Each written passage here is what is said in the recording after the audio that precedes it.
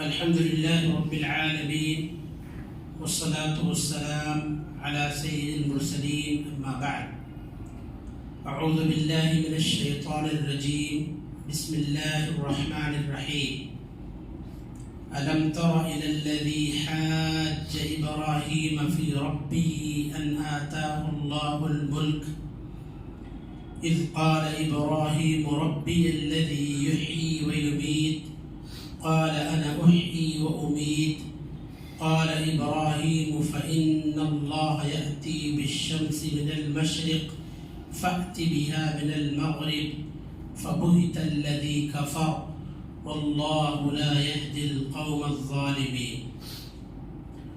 وعن عبد الله بن عباس رضي الله عنهما قال قال رسول الله صلى الله عليه وسلم احفظ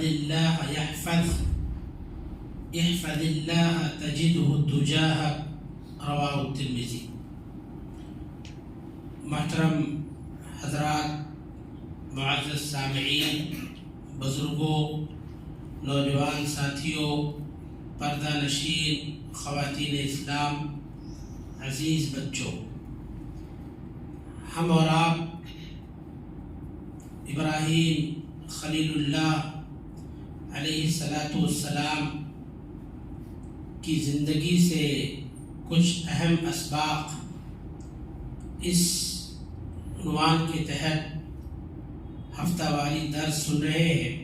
گزشتہ ہفتہ واری درس میں حضرت ابراہیم علیہ الصلاۃ والسلام کی زندگی کے کچھ اہم گوشوں پر روشنی ڈالی گئی تھی اور کچھ اہم اسباق پیش کیے گئے تھے. اس میں سے پہلا سبق تھا ہدایت کے حصول کے لیے کوشش کرنا چاہیے. دوسرا سبق تھا کہ توحید پر، دین اسلام پر استقامت اختیار کرنی چاہیے، اس پر حق کو اختیار کرنے کے بعد اس پر ڈٹے اور جمے رہنا چاہیے. اور تیسرا سبق یہ بتایا گیا تھا چاہے جیسے بھی حالات ہوں، ہر حال میں اللہ پر توکل اور بھروسہ رکھنا چاہیے. حضرت ابراہیم علیہ السلام کی زندگی کے اسباق میں سے ایک اہم سبق یہ بھی ہے کہ حق ہمیشہ غالب رہتا ہے، چاہے ابتداءً کتنا ہی کمزور کیوں نہ دکھائی دے، اور باطل کو مغلوب ہونا ہے، باطل کو مٹنا ہے، باطل کو ہمیشہ منہ کی کھانی پڑتی ہے. اگرچہ ابتداءً یا ظاہراً باطل کتنا ہی مضبوط اور غالب کیوں نہ دکھائی دے، اللہ تعالی ہمیشہ اہل توحید اور اہل حق کی مدد فرماتا ہے، اور اہل باطل کو اللہ تعالی ہمیشہ ذلیل و رسوا اور ذلیل و خوار کرتا ہے.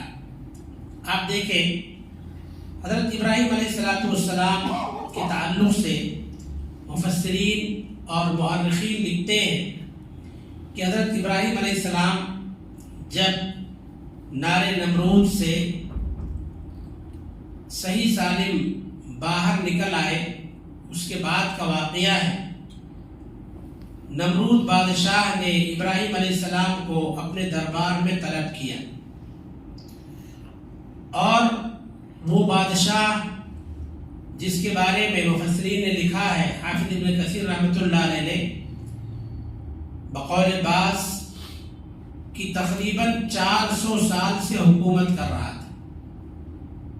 یہ عمر کا لمبی ہونا کوئی تعجب کی بات نہیں ہے، اس زمانے میں عمریں لمبی ہوا کرتی تھی. خود حضرت نوح علیہ السلام کے بارے میں ہم بارہا سنے، قرآن کی آیت بھی ہے، 950 سال تک انہوں نے دعوت و تبلیغ کا کام کیا. تو بہرحال یہ جو نمرود تھا ایک لمبے زمانے سے حکومت کر رہا تھا.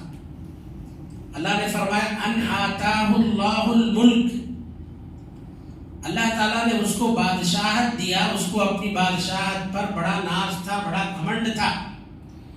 اور اس نے اس کی وجہ سے بغاوت اور سرکشی اختیار کی اور حضرت ابراہیم علیہ السلام سے اللہ کی ربوبیت کے بارے میں بحث کیا۔ اللہ نے اسی طرف اشارہ کیا ہے سورہ بقرہ آیت نمبر 258 میں، الم تر الی الذی حاج ابراہیم فی ربہ ان آتاہ اللہ الملک، کیا آپ نے اس شخص کی طرف نہیں دیکھا، کیا آپ اس کے بارے میں نہیں جانتے ہیں کہ جس شخص نے حضرت ابراہیم علیہ السلام سے ان کے رب کے بارے میں جھگڑا کیا، حجت کیا، بحث کیا، اس وجہ سے کہ اللہ تعالیٰ نے اس شخص کو بادشاہت عطا کی تھی۔ اس نے ابراہیم علیہ السلام سے کہا کہ اے ابراہیم تمہارا رب کیا کرتا ہے؟ تو ابراہیم علیہ السلام نے کہا ربی الذی یحیی و یمیت، میرا رب زندہ کرتا ہے، موت دیتا ہے، مارتا ہے، جلاتا ہے۔ تو اس نے کہا یہ کون سی بڑی بات ہے، تم خواہ مخواہ اس رب کی عبادت کرتے ہو، وہ کام تو میں بھی کر سکتا ہوں۔ قال انا احیی و امیت، اس نے کہا میں بھی مارتا ہوں، میں بھی جلاتا ہوں۔ تو کیا کیا، جیل سے 2 قیدیوں کو بلوایا جو واجب القتل تھے، جن کو قتل کرنا واجب تھا۔ 2 قیدیوں کو بلوایا۔ قیدی جب بادشاہ کے دربار میں حاضر ہوئے تو ان میں سے ایک کو رہا کر دیا اور ایک کو قتل کروا دیا۔ تو کہا دیکھو جو کام تمہارا رب کرتا ہے وہ کام میں بھی کرتا ہوں، تمہارا رب مارتا ہے، جلاتا ہے، میں بھی مارتا ہوں، جلاتا ہوں۔ ایک کو میں نے زندہ چھوڑ کر بھیج دیا، رہا کر دیا، ایک کو مار دیا، پھر میرے رب میں تمہارے رب میں کیا فرق ہے؟ اب حضرت ابراہیم علیہ السلام نے اس سے مضبوط اور ٹھوس دلیل دی۔ انہوں نے ایسا سوال پوچھا کہ وہ لاجواب ہو گیا۔ ابراہیم علیہ السلام نے کہا کہ میرا رب ایسا ہے جو سورج کو روزانہ پورب سے نکالتا ہے، پچھم میں ڈباتا ہے۔ تو ایسا کر اپنے آپ کو رب کہتا ہے نا، تو سورج کو پچھم سے، ویسٹ سے نکال اور ایسٹ میں ڈبا۔ اللہ نے فرمایا فَبُہِتَ الَّذِي كَفَرَ، وہ کافر شخص نمرود جیسا جابر و ظالم بادشاہ لاجواب ہو گیا، مبہوت ہو گیا۔ ابراہیم علیہ السلام کے سوال کا اس سے کچھ جواب نہیں بن پڑا۔ اللہ نے فرمایا وَاللَّهُ لَا يَهْدِي الْقَوْمَ الْكَافِرِينَ، کافروں کو اللہ تعالیٰ ہدایت نہیں دیا کرتا۔ اس کو اپنی بادشاہت پر بڑا ناز تھا، بڑا گھمنڈ تھا، بڑا فخر تھا، مگر بادشاہت الگ چیز ہے اور علم ربانی الگ چیز ہے۔ ابراہیم علیہ السلام کو اللہ تعالیٰ نے جو اپنی جانب سے علم عطا فرمایا تھا، سمجھداری عطا فرمائی تھی، اللہ تعالیٰ نے ان کو جو حاضر جوابی عطا فرمائی تھی، فوراً تب کا تب جواب دینا، تب کا تب ایسا سوال کرنا کہ سامنے والا مسکت لاجواب ہو جائے اور ایک چپ ہزار چپ ہو جائے، یہ صلاحیت، یہ ایبلٹی اللہ تعالیٰ نے ابراہیم علیہ السلام کو عطا فرمائی تھی۔ تو اس کے سامنے اس کی بادشاہت کام نہیں آئی، اس کی طاقت کام نہیں آئی۔ کیوں کام نہیں آئی؟ وہ باطل پرست تھا، اور اللہ کا وعدہ ہے حق اور اہل حق کو اللہ تعالیٰ غلبہ عطا فرماتا ہے، باطل اور اہل باطل کو ہمیشہ منہ کی کھانی پڑتی ہے۔ اس نمرود بادشاہ کا بڑا عبرتناک اور بڑا بھیانک انجام بھی ہوا، جس کا مفسرین نے تذکرہ کیا ہے۔ مفسرین نے لکھا ہے کہ نمرود بادشاہ کو سمجھانے کے لیے انسانی شکل میں اللہ تعالیٰ نے فرشتے کو بھیجا۔ فرشتہ آیا اور اس کو توحید کی دعوت دیا، اللہ کی طرف بلایا، اللہ کی وحدانیت کی طرف بلایا، مگر نمرود نے ماننے سے انکار کر دیا۔ فرشتہ دوبارہ آیا، سہبارہ آیا، 2-3 مرتبہ فرشتے نے دعوت دی، مگر اس نے انکار کر دیا اور مارنے کی یا سزا دینے کی دھمکی دیا۔ اس پر اللہ کے فرشتے نے کہا کہ اگر تو جنگ کا خواہاں ہے، جنگ کرنا چاہتا ہے تو ایسا کر، کل میدان میں اپنی فوج، اپنا لشکر لے کر آ جا، میں بھی اپنا لشکر تیار کر کے لاتا ہوں۔ اب سورج نکلنے کے قریب نمرود اپنی فوج لے کر میدان میں پہنچ گیا۔ اس کو کیا پتا تھا کہ یہ جو انسانی شکل میں ہمارے پاس دعوت دینے آیا ہے وہ اللہ کا فرشتہ ہے۔ اب اللہ رب العالمین نے کیا کیا؟ اللہ تعالیٰ نے فرمایا وَمَا يَعْلَمُ جُنُودَ رَبِّكَ إِلَّا هُوَ، آپ کے رب کی فوج اور آپ کے رب کی لشکریوں کو کوئی نہیں جانتا، آپ کے رب کے سوا کوئی نہیں جانتا۔ اللہ تعالیٰ نے بڑے بڑے مچھروں کا ایک دروازہ کھول دیا، چاروں طرف مچھر پھیل گئے، چاروں طرف سیاہی چھا گئی، اوپر نیچے دائیں بائیں مچھروں کی وجہ سے ایسی سیاہی چھائی سورج نظر نہیں آتا تھا۔ اور اس فوج نے، مچھروں کی فوج نے نمرودی فوج پر اس قدر حملہ کیا، اس قدر اٹیک کیا، ان کا خون تو کیا، ان کا گوشت پوشت سب کچھ چٹ کر گئے، صرف ہڈیوں کا ڈھانچہ بچا رہا، سارے کے سارے لوگ تباہ و برباد ہو گئے۔ انہی مچھروں میں سے ایک مچھر ناک کے راستے سے نمرود کے نتھنے میں گھس گیا، دماغ تک پہنچ گیا اور اس کے دماغ کو چاٹتا رہا۔ نمرود بے چین ہو گیا، کہیں بھی اس کو قرار نہیں، کہیں بھی سکون نہیں۔ مفسرین نے لکھا ہے وہ بے چینی میں آ کر اپنا سر دیواروں سے مارتا، اپنا سر پتھروں سے ٹکراتا، ہتھوڑوں سے اپنا سر کچلواتا تھا، مگر اس کو کہیں سکون نہیں۔ اللہ نے کہہ دیا نا واللہ لا یہدی القوم الکافرین، کافروں کو اللہ تعالیٰ ہدایت نہیں دیتا، انہیں سکون اطمینان نصیب نہیں ہوتا، تو اللہ کا وعدہ پورا ہو رہا ہے۔ نمرود بالآخر پریشان ہو گیا اور اس طرح سے اس نے تڑپ تڑپ کر اپنی جان دے دی، اللہ تعالیٰ نے اس کو ہلاک کر دیا۔ تو اللہ کا وعدہ ہے، اللہ تعالیٰ حق اور اہل حق کو غلبہ عطا فرماتا ہے۔ قرآن میں سورہ محمد میں اللہ نے ایمان والوں کو خطاب کیا، یا ایھا الذین آمنوا ان تنصروا اللہ ینصرکم ویثبت اقدامکم، اے ایمان والو اگر تم اللہ کے دین کی مدد کرو گے، اللہ غیب سے تمہاری مدد فرمائے گا اور اللہ تعالیٰ تمہیں ثبات قدمی عطا فرمائے گا، تمہارے قدموں کو اللہ تعالیٰ جما دے گا، باطل کے سامنے ٹکنے اور ٹھہرنے کی ہمت اور حوصلہ اللہ تعالیٰ عطا فرمائے گا۔ نبی کریم صلی اللہ علیہ وسلم ایک مرتبہ اپنی سواری پر اپنے پیچھے اپنے چچا زاد بھائی حضرت عبداللہ بن عباس رضی اللہ عنہما کو بٹھائے ہوئے تھے۔ اس موقع پر آپ صلی اللہ علیہ وسلم نے ان کو بہت سی نصیحتیں کی۔ آپ نے ان کو خطاب کرتے ہوئے فرمایا یا بنیا اعلمک کلمات، اے میرے پیارے، اے میرے بچے، میں تجھے چند کلمات سکھاتا ہوں، ان کو یاد رکھنا۔ انہی نصیحتوں میں سے پیارے نبی صلی اللہ علیہ وسلم کی یہ نصیحت بھی تھی احفظ اللہ یحفظک، تم اللہ کے احکام کی حفاظت کرو، اللہ تمہاری حفاظت کرے گا۔ احفظ اللہ تجدہ تجاہک، تم اللہ کے حقوق ادا کرو، تم اللہ کی مدد اپنے سامنے پاؤ گے۔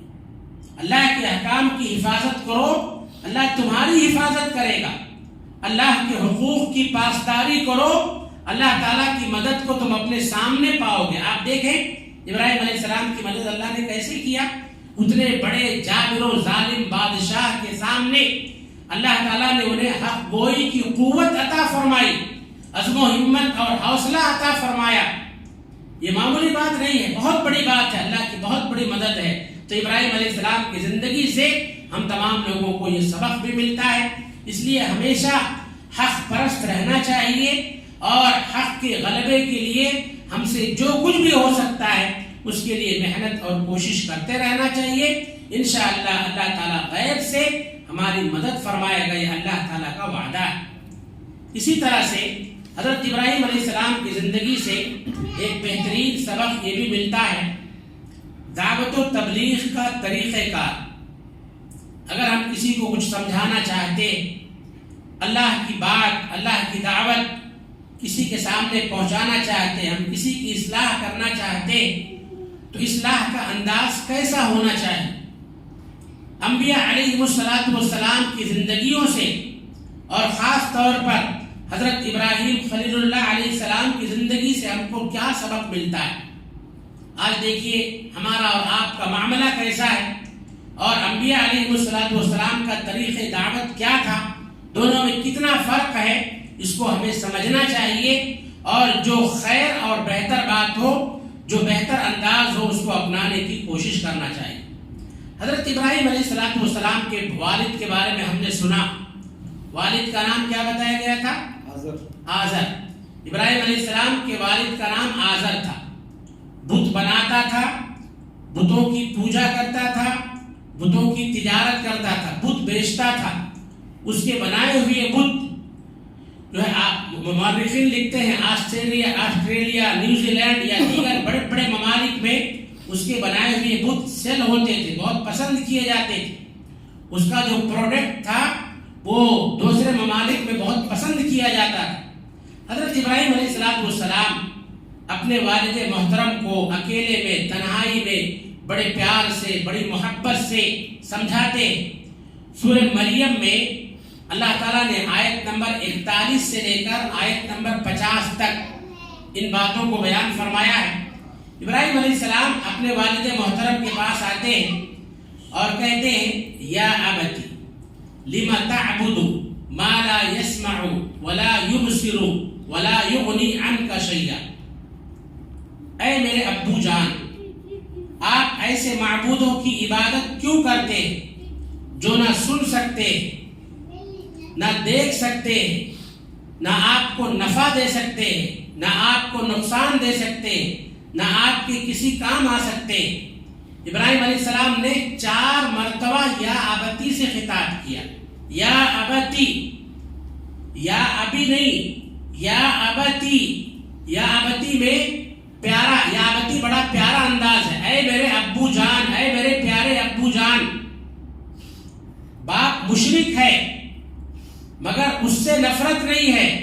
دیکھیے ڈاکٹر جو ہوتا ہے، ڈاکٹر کو بیماری سے نفرت ہونی چاہیے، بیماروں سے نفرت نہیں ہونا چاہیے۔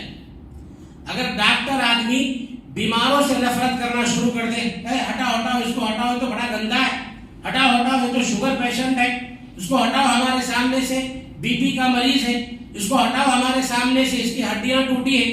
اگر ڈاکٹر بیماروں سے نفرت کرنے لگے تو علاج کیا کرے گا؟ بیماروں سے نفرت نہیں ہوتی ہے، بیماری سے نفرت ہوتی ہے۔ ڈاکٹر بیماروں کا نہیں، بیماری کا علاج کرتا ہے۔ تو آپ دیکھیں حضرت ابراہیم علیہ السلام نے اپنے باپ، مشرک باپ سے نفرت نہیں کیا، بڑے پیارے انداز سے سمجھایا، یا ابتی، اے میرے پیارے ابو جان، اور ان کو ہر طرح سے توحید کی بات بتائی، کہا میری بات مان لو، فاتبعنی اہدک صراطا سویا، میری بات مان لو، میں تمہیں سیدھا راستہ بتاؤں گا، میرے پاس اللہ کا علم موجود ہے، آپ میری بات مانو، شیطان کی پیروی مت کرو۔ ہر طرح سے سمجھایا، جو ہے ادب و احترام کے تقاضوں کو ملحوظ رکھتے ہوئے بڑے پیار بھرے انداز میں ابراہیم علیہ السلام نے توحید کی دعوت باپ کے سامنے رکھی۔ دیکھیے یہاں ایک بات معلوم ہوتی ہے کہ دعوت و تبلیغ کے لیے نرمی بہت ضروری ہے۔ آپ دیکھیں اللہ تعالیٰ نے حضرت موسیٰ اور حضرت ہارون علیہ السلام کو فرعون جیسے جابر و ظالم بادشاہ کے پاس جب بھیجا توحید کی دعوت دے کر، تو اللہ نے کیا تاکید کیا؟ فرعون کتنا بڑا ظالم ہے، کتنا بڑا پاپی ہے، ہزاروں بچوں کا قاتل ہے فرعون۔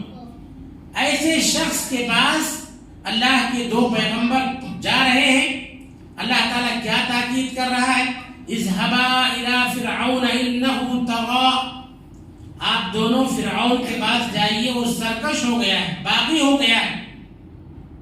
فقولا له قولا لینا لعله يتذكر او يخشى، جاؤ اس سے نرم بات کرنا، نرمی کے ساتھ گفتگو کرنا، شاید ظالم ہے، ہزاروں بچوں کا قاتل ہے، وہ حق سے دشمنی اور مخالفت کرتا ہے، لعلہ، اللہ نے فرمایا لعلہ یتذکر، شاید تمہاری بات اس کے دل میں اتر جائے، یتذکر، وہ نصیحت حاصل کرے، او یخشا، یا اپنے انجام کو، بدترین انجام کو سوچ کر ڈر جاؤ، مگر تمہاری دعوت کا انجام، تمہاری دعوت کا انداز فرعون جیسا نہیں ہونا چاہیے. یہ نہیں کہ سامنے والا جیسا ہے اس سے ویسی گفتگو کی جائے، نہیں، یہ دعوت کا انداز نہیں ہے. اللہ نے کہا جاؤ ڈر گفتگو کرنا. پیارے نبی صلی اللہ علیہ وسلم کے تعلق سے اللہ نے سورہ آل عمران میں بیان فرمایا، وَلَوْ كُنْتَ فَظًّا غَلِيظَ الْقَلْبِ لَانفَضُّوا مِنْ حَوْلِكَ، اے نبی صلی اللہ علیہ وسلم، اگر آپ سخت دل ہوتے، تند خو ہوتے، درست اور سخت مزاج ہوتے، تو آج جو اتنی بڑی تعداد آپ کے پاس جمع ہے، یہ آپ کے پاس جمع نہیں ہوتے. ایک ایک کر کے لوگ آپ سے چھٹ جاتے، الگ ہو جاتے، جمعیت کا شیرازہ بکھر جاتا. اگر آپ سخت دل ہوتے اتنی بڑی بھاری بھیڑ اکٹھا نہیں ہوتی. تو دعوت و تبلیغ کے لیے نرمی، محبت، شفقت بہت ضروری ہے. کیوں؟ اگر آدمی کے اندر سختی ہے تو سختی کی وجہ سے لوگ بدکتے، دور بھاگتے، قریب نہیں آتے، اور نرمی سے لوگ قریب آتے، لوگ سنتے ہیں اور سمجھنے کی کوشش کرتے ہیں. یہ نرمی اور سختی میں فرق ہے. اس لیے اللہ تعالیٰ نے انبیاء علیہ السلام کو اس کی تاکید فرمائی. تو بہرحال حضرت ابراہیم علیہ السلام نے وہی انداز اپنایا، مگر جو مشرک ہوتا ہے، مشرک کے لیے دعوت جو ہے توحید کا پیغام چاہے جتنے پیارے انداز میں کیوں نہ سنایا جائے، چاہے جتنی نرمی اور شفقت کے ساتھ کیوں نہ سنایا جائے، جو آدمی مشرک ہوتا ہے اس کو توحید کی دعوت سے چڑ ہوتی ہے.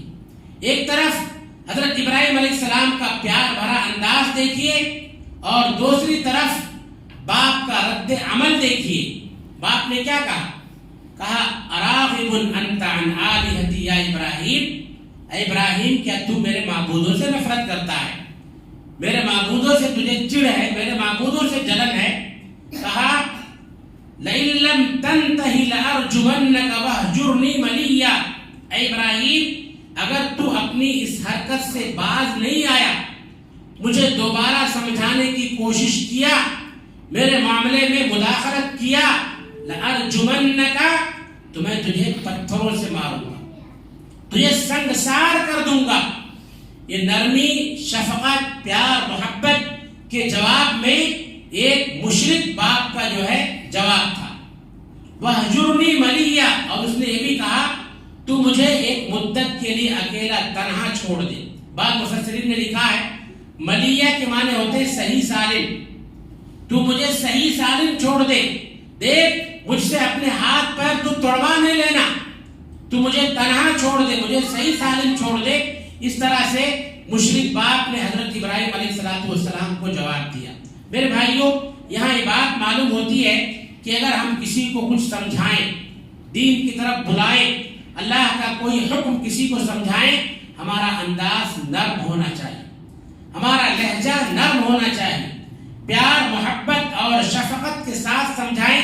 انبیاء علیہ السلام کی زندگیوں سے، خاص طور پر ابراہیم علیہ السلام کی زندگی سے ہمیں یہی سبق ملتا ہے. یہاں ہم تمام لوگوں کو ایک اہم سبق یہ بھی ملتا ہے کہ دیکھیں کوئی نبی اگر اس کے رشتہ دار مشرک ہیں، دین سے ہٹے ہوئے، کوئی نبی اپنے رشتہ داروں کے کام نہیں آ سکتا ہے. آپ تاریخ اٹھا کر دیکھ لیں، حضرت نوح علیہ السلام کے سامنے ان کا بیٹا اس سیلابی پانی میں غرقاب ہو گیا، ڈوب کر تباہ و برباد ہو گیا. آنکھوں کے سامنے بیٹا ڈوب گیا، نوح علیہ السلام بچا نہیں سکے. ہمارے نبی حضرت محمد الرسول اللہ صلی اللہ علیہ وسلم اپنے مشفق چچا کے کام نہیں آ سکے.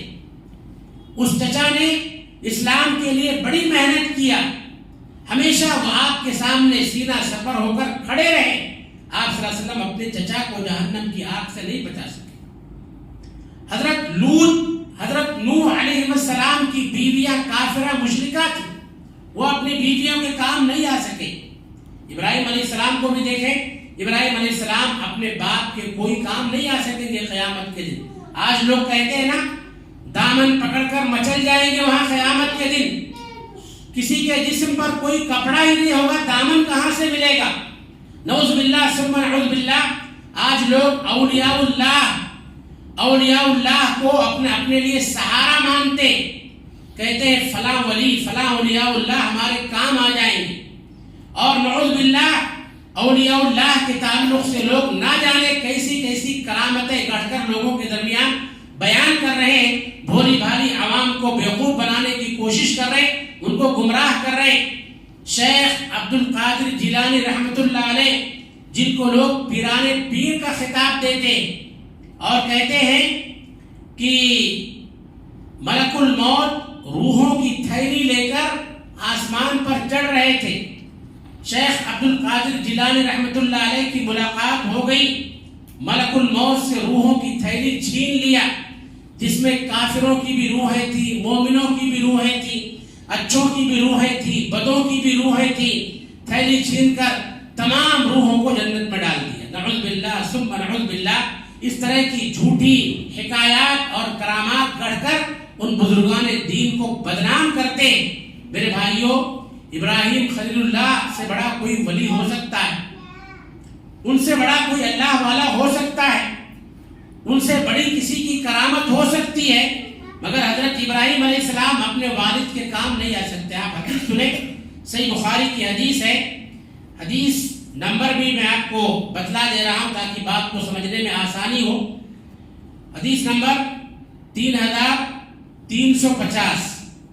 حضرت ابراہیم علیہ السلام کے تعلق سے اللہ کے نبی صلی اللہ علیہ وسلم فرماتے ہیں کہ قیامت کے دن حضرت ابراہیم علیہ السلام اپنے باپ آزر کو دیکھیں گے، ان کے باپ پر ان کی نظر پڑے گی تو دیکھیں گے ان کے والد کے چہرے پر سیاہی ہوگی، غرد و غبار ہوگا۔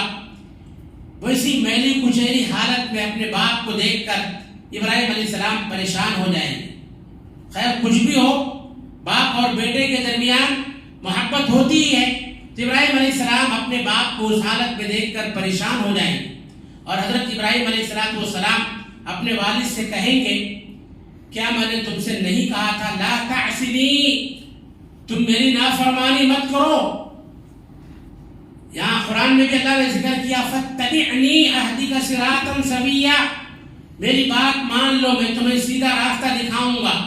تو ابراہیم علیہ السلام وہاں ان کو یاد دلائیں گے، کہیں گے کیا میں نے تم سے نہیں کہا تھا کہ میری نافرمانی مت کرو، مگر تم نے میری بات نہیں مانی، دیکھو آج تمہارا کیا انجام ہو رہا ہے۔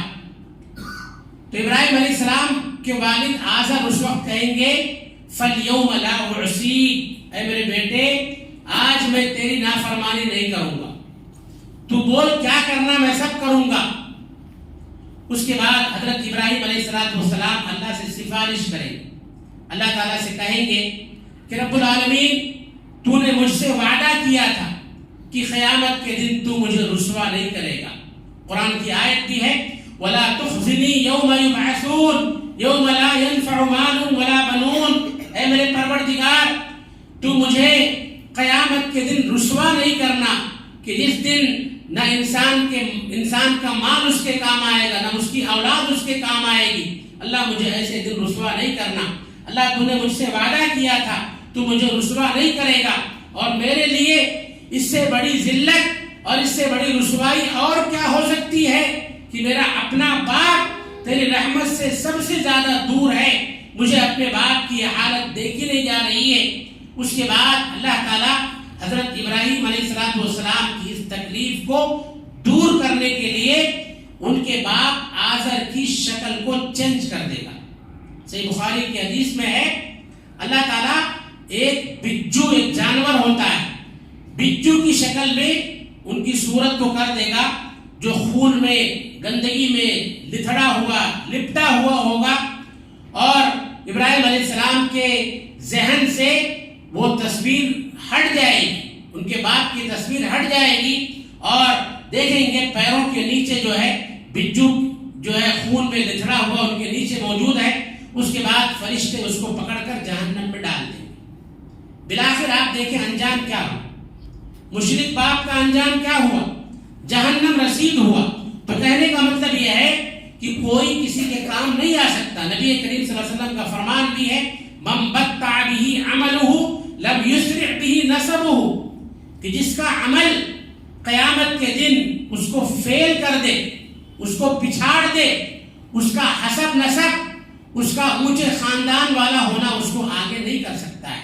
خود نبی کریم صلی اللہ علیہ وسلم اپنے اہل خانہ کو، اپنے خاندان والوں کو، تمام لوگوں کو اکٹھا کر کے دعوت دیتے ہیں، سمجھاتے ہیں، خاندان کے ایک ایک بڑے کا نام لے کر آپ ان کو آخرت یاد دلاتے ہیں، کہتے ہیں اے فلاں کے بیٹو، اے فلاں کے بیٹو، اے فلاں کے بیٹو، تم اپنے آپ کو جہنم سے بچا لو، میں وہاں تمہارے کوئی کام نہیں آ سکتا۔ حتیٰ کہ اپنی لخت جگر حضرت فاطمہ رضی اللہ عنہا کو خطاب کرتے ہوئے کہتے ہیں کہ یا فاطمہ انقذی نفسک من النار، اے فاطمہ تم بھی اپنے آپ کو جہنم سے بچا لو، لا اغنی عنک من اللہ شیئا، میں وہاں اللہ کے پاس تمہارے کچھ بھی کام نہیں آ سکتا ہوں۔ تو ان تمام تفصیلات کا خلاصہ یہی ہے کہ وہاں کوئی کسی کے کام نہیں آ سکتا۔ انبیاء علیہ السلام بھی اپنے سگوں کے، اپنے حقیقی رشتہ داروں کے جو کافر ہوں گے ان کے کام نہیں آ سکتے۔ جب انبیاء کام نہیں آ سکتے تو پھر ایرو غیرو ندو خیرو کیا کسی کے کام آ سکتے؟ اس لیے اگر ہم وہاں کامیابی چاہتے ہیں تو اعمال کا ذخیرہ جمع کرنا پڑے گا۔ ان پر تکیہ کر لیا، ان پر بھروسہ کر لیا، ان کو اپنے لیے سہارا بنا لیا، اس سے اللہ کے پاس جو ہے ہم کامیاب نہیں ہو سکتے۔ اللہ کے پاس کامیابی کے لیے ایمان اور عمل صالح بہت ضروری ہے۔ تو حضرت ابراہیم علیہ السلام کی زندگی سے یہ بہترین سبق بھی ہم تمام لوگوں کو ملتا ہے۔ تو آج کے درس میں 3-4 باتیں خاص طور پر بتائی گئی ہیں۔ پہلی بات، حق اور اہل حق کو اللہ تعالیٰ طاقت، قوت اور غلبہ عطا فرماتا ہے، یہ اللہ کا وعدہ ہے۔ باطل کو اللہ تعالیٰ مٹاتا ہے اور اہل باطل کو ہمیشہ منہ کی کھانی پڑتی ہے۔ دوسری بات، دعوت و تبلیغ میں ہمیں نرمی، شفقت اور محبت کے پہلو کو غالب رکھنا چاہیے۔ اور تیسری بات، انسان کا ایمان، انسان کا عمل ہی اسے اللہ کے عذاب سے نجات دلا سکتا ہے۔ اپنے حقیقی رشتہ دار، اعزا و اقارب آخرت میں اس کے کوئی کام نہیں آ سکتے۔ اللہ تعالیٰ سے دعا ہے کہ رب العالمین ہم تمام لوگوں کو ان باتوں پر کما حقہ عمل پیرا ہونے کی توفیق عطا فرمائے۔ اللہ تعالیٰ ہم سب کو حضرت ابراہیم خلیل اللہ علیہ السلام کی زندگی سے کما حقہ عبرت اور نصیحت پکڑنے کی توفیق عطا فرمائے۔ رب العالمین دنیا و آخرت میں کامیابی کے لیے ہم سب کو نیک اعمال کا ذخیرہ جمع کرنے کی توفیق عطا فرمائے۔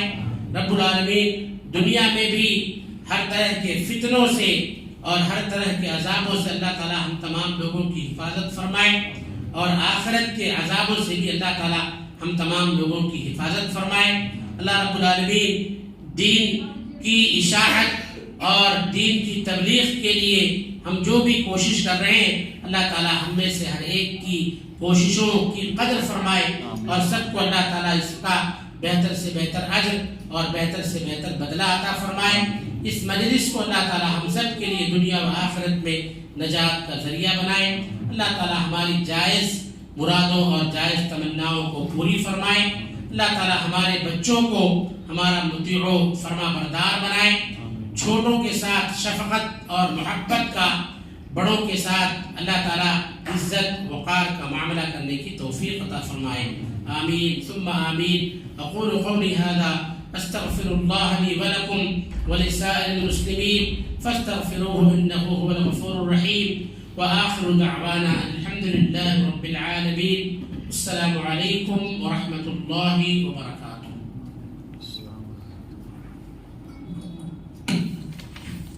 جزاکم اللہ خیرا۔ ہم سامعین شیخ کی خدمت سن رہے تھے۔ اللہ تبارک و تعالیٰ سے دعا ہے کہ اللہ تبارک و تعالیٰ ہمیں سننے اور سنانے سے زیادہ عمل کرنے کی توفیق عطا فرمائے، اور خاص طور پر ہمارے شیخ کے علم میں عالم مال میں خیر و برکت عطا فرمائے اور ہم سامعین کی بیٹھنے کو قبول فرمائے. یہیں سے مجلس کی اختتام ہوتی ہے. سبحانک اللہم و بحمدک اشہد ان لا الہ الا انت استغفرک و اتوب الیک.